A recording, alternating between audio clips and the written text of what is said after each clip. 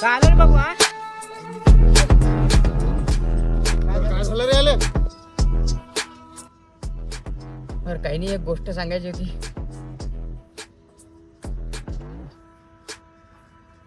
तुम्ही जवळच्या म्हणून मी स्पेशल तुम्हाला सांगायला आलोय. एका वर्षात 12 महिने असतात, पण ते 12चे 12 महिने तुम्ही बर्बाद केले कांदा उपटे हो.